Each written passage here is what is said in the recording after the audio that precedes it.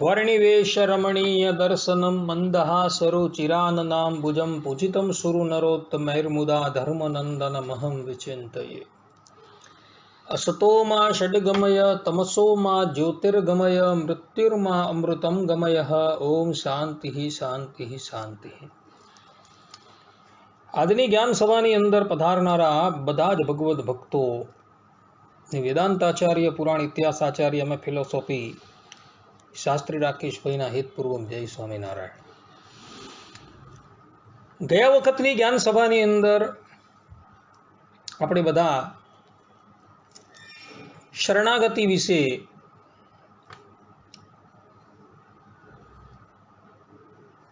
વાતો જે છે એ કરતા હતા। તમને બધાને શરણાગતિના જે મુખ્ય 6 અંગ જે છે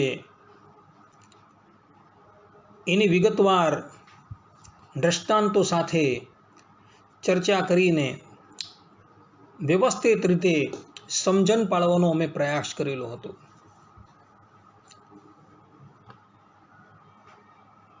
સનાતન વૈદિક ધર્મના જે મૂળભૂત ગ્રંથો છે એની અંદર કર્મયોગ, જ્ઞાનયોગ, ભક્તિયોગ અને પ્રપત્તિ યોગ ઇત્યાદિક અનેક મોક્ષોપાયોનું વર્ણન જે છે એ તે સ્થાનોની ઉપર જોવા મળે છે। ઉદ્ધવ સંપ્રદાયના એટલે કે વિશિષ્ટાદ્વૈત મતના પ્રાચાર્ય એવા શ્રી રામાનુજ સ્વામીએ કુદ્રષ્ટિઓનો નિરાસન કરવા પૂર્વક પોતાના બ્રહ્મસૂત્રના શ્રી ભાષ્યની અંદર પૂર્વાચાર્યોની પરંપરાથી પરિગૃહિત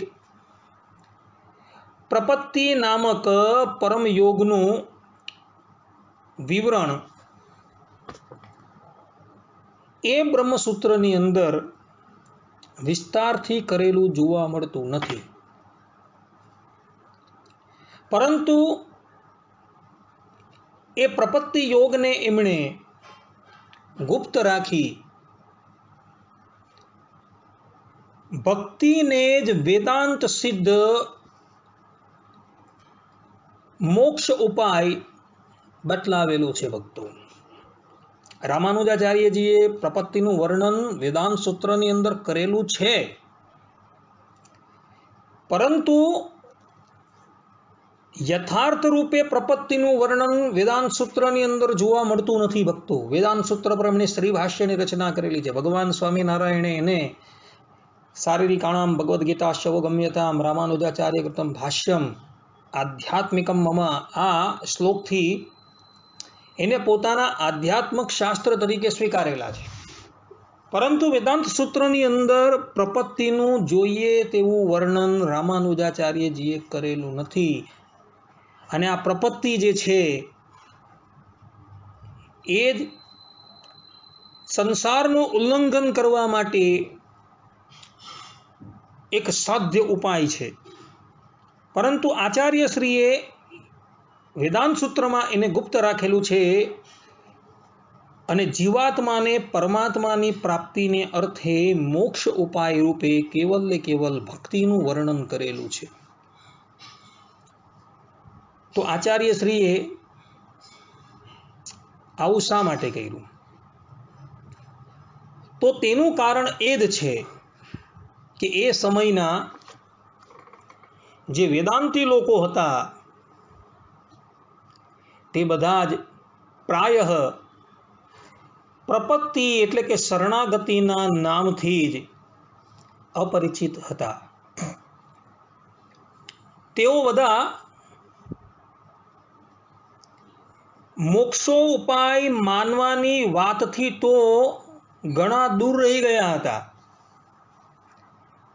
અને તેઓ બધા કહેતા હતા કે તત્વમસી, અયમાત્મા બ્રહ્મ, વિજ્ઞાનન બ્રહ્મ, પ્રજ્ઞાનન બ્રહ્મ, સો અહમ. આ વાક્યથી જ વાસ્તવિક અર્થને યોગ્ય જાણવા માત્રથી જ મોક્ષ જે છે એ પ્રાપ્ત થઈ જાય છે.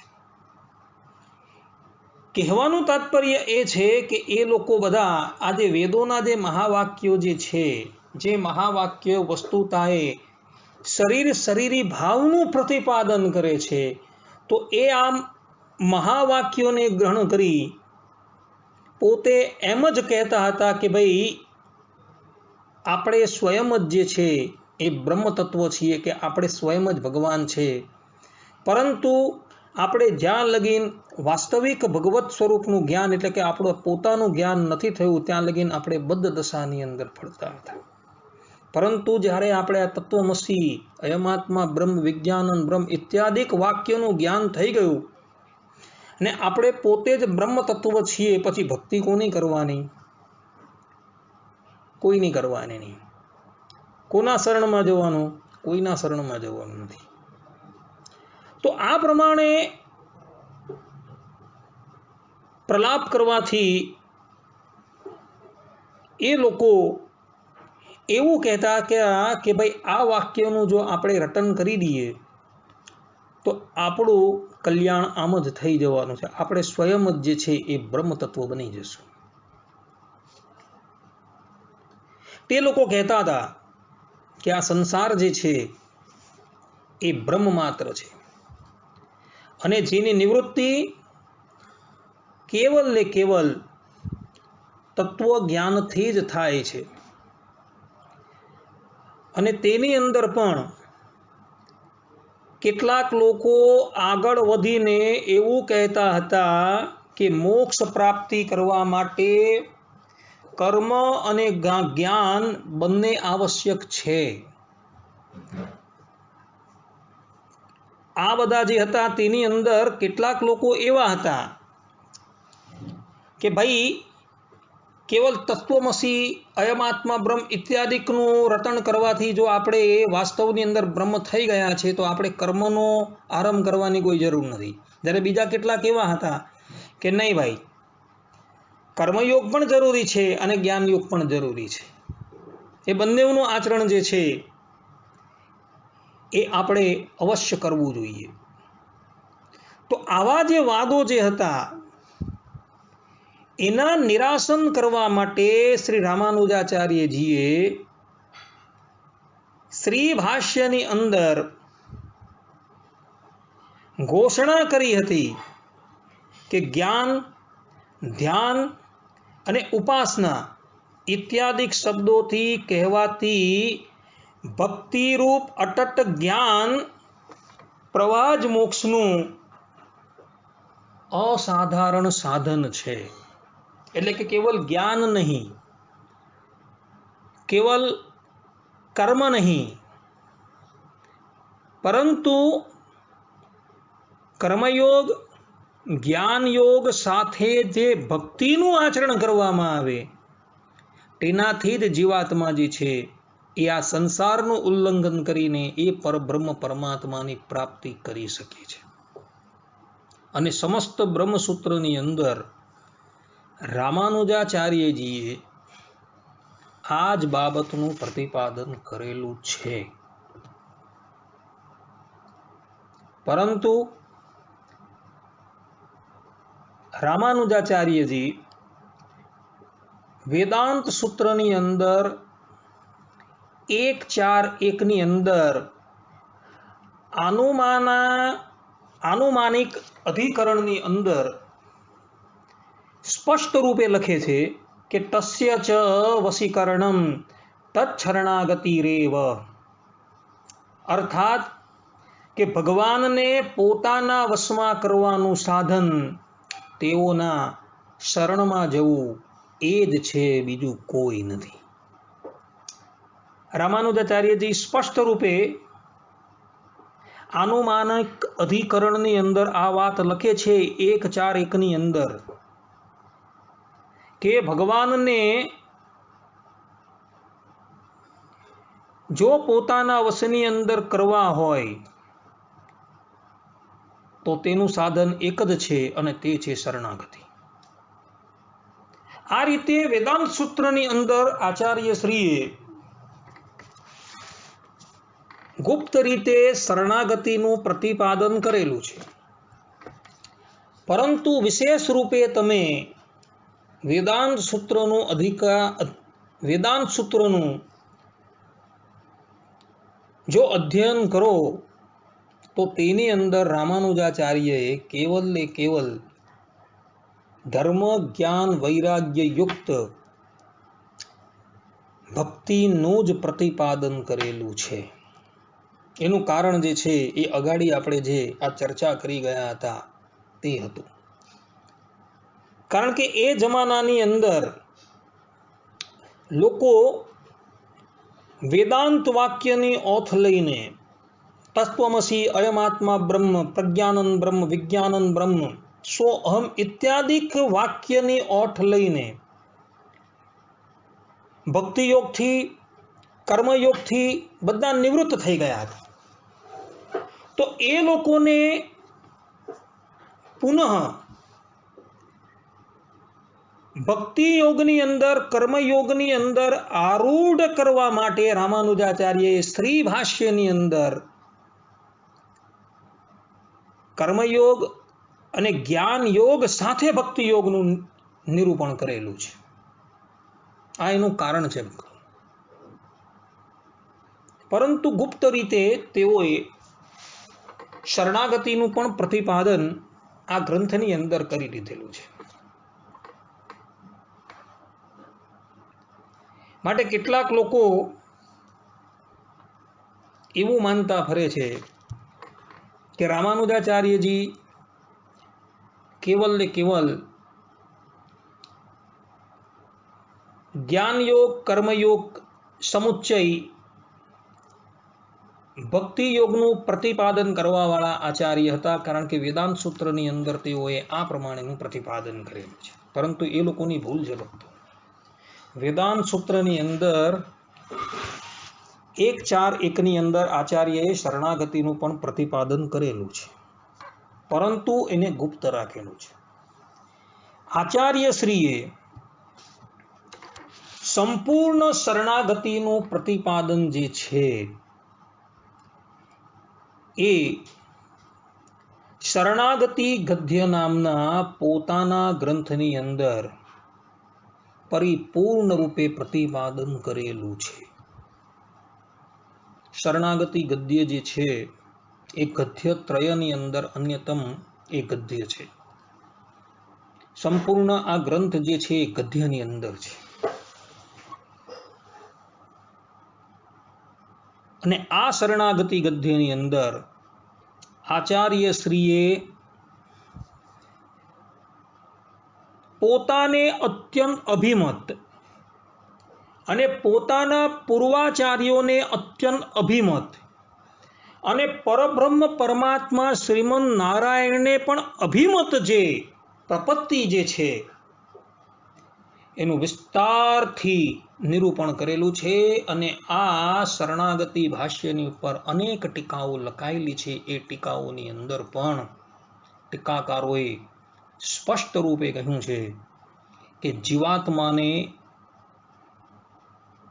જો આ સંસારમાંથી કોઈ મુક્ત કરવા માટે અમોઘ કોઈ સાધન હોય તો એ કેવલ ને કેવલ ભગવાનની શરણાગતિ છે. શરણાગતિ સિવાય બીજું કંઈ જ નથી. ભક્તિ યોગ, જ્ઞાન યોગ, કર્મયોગ ઇત્યાદિ જે યોગોનું વર્ણન શાસ્ત્રોની અંદર કરવામાં આવેલું છે એ બરાબર છે, પરંતુ એ યોગોનું વર્ણન જે થયું છે એ ગુરુ ઉપાય છે, લઘુ ઉપાય નથી. કારણ કે આ ગુરુ ઉપાયોનું આચરણ જો તમે કરવા માટે બેસો તો તમારું જીવન પણ જે છે એ પૂર્ણ થઈ જાય. અનેકો જન્મો લગીન તમે આ ગુરુ ઉપાયનું અર્થાત કે આ ગુરુ ઉપાયની ઉપર તમે આરૂઢ થયા હો તો પણ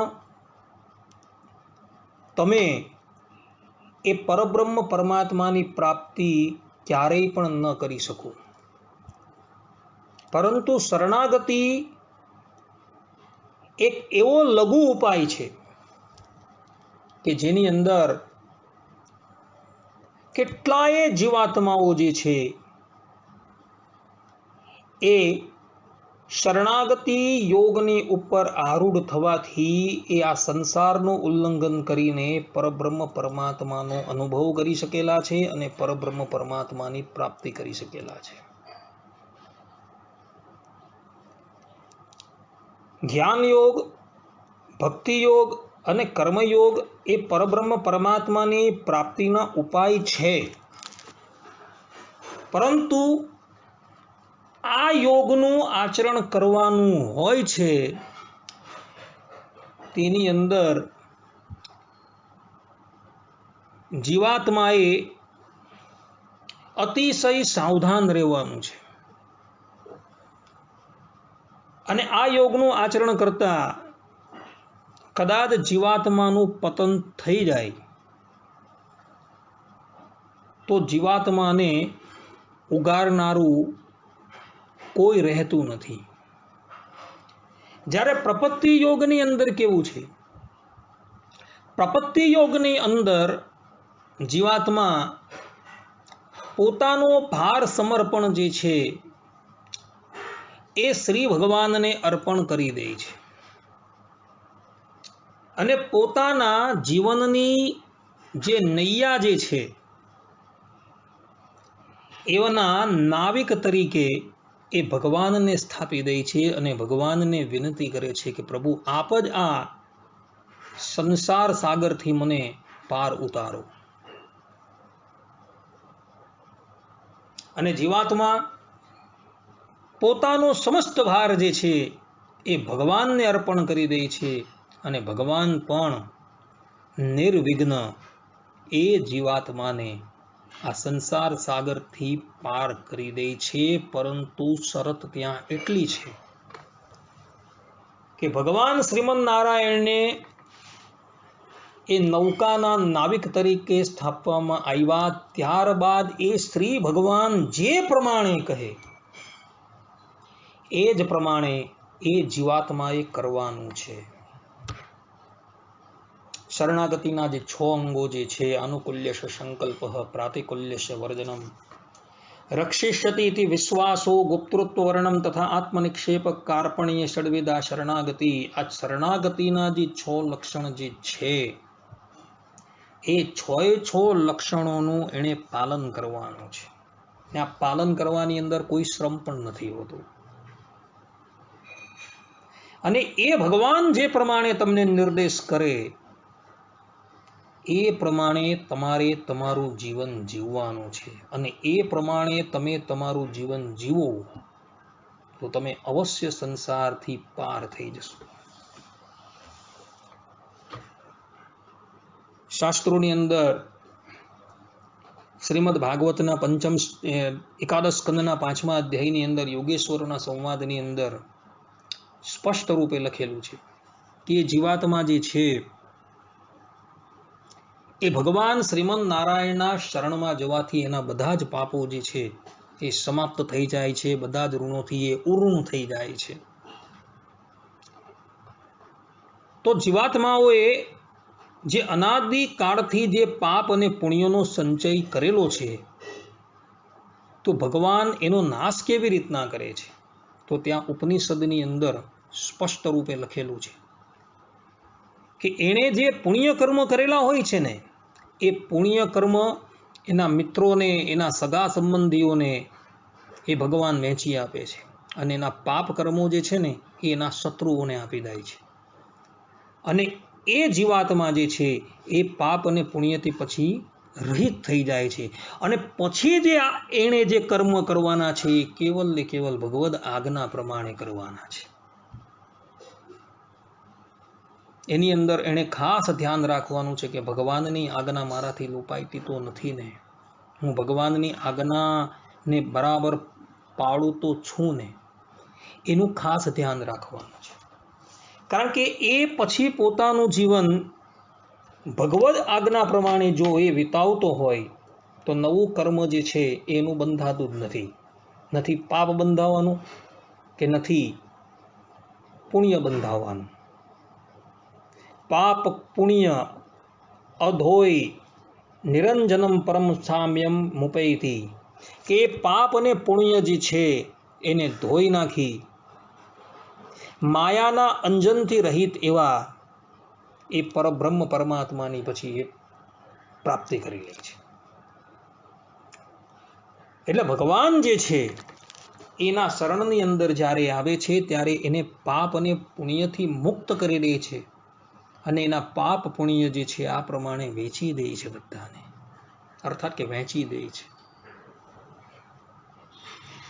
તો આટલો બધો જે સુગમ માર્ગ જે છે શરણાગતિનો, તો એ શરણાગતિના માર્ગને આપણે મૂકીને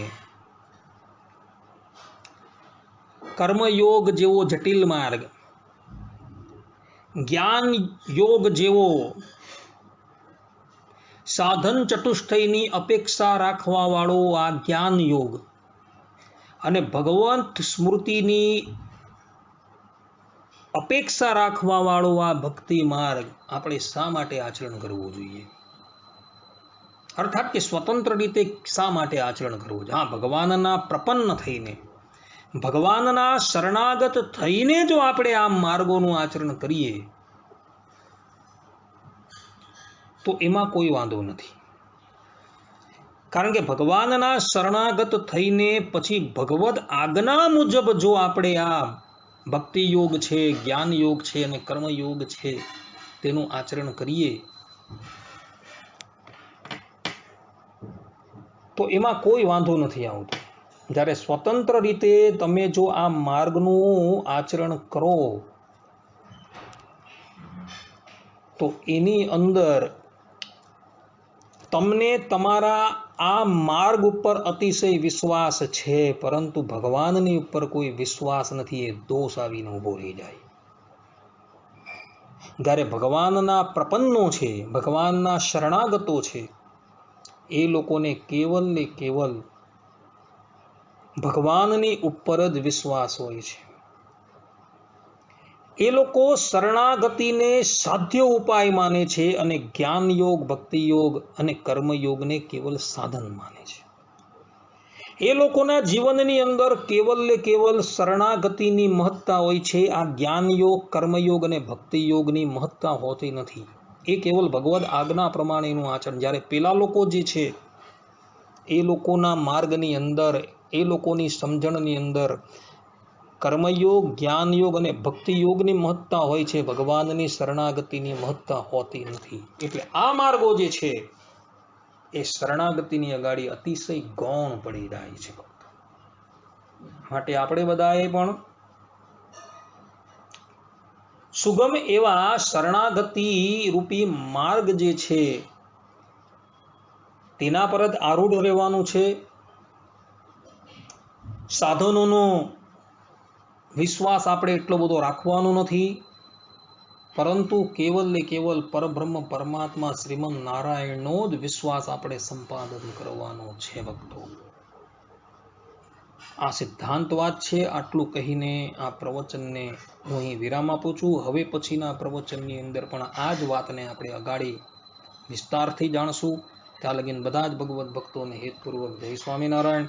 સર્વે સંતુ નિરામયઃ, સર્વે સુખિનો ભવંતુ, સર્વે ભદ્રાણી પશ્યંતુ, માં કશ્ચિત દુઃખ ભાગ ભવેત. અસ્તુ. જય સ્વામિનારાયણ.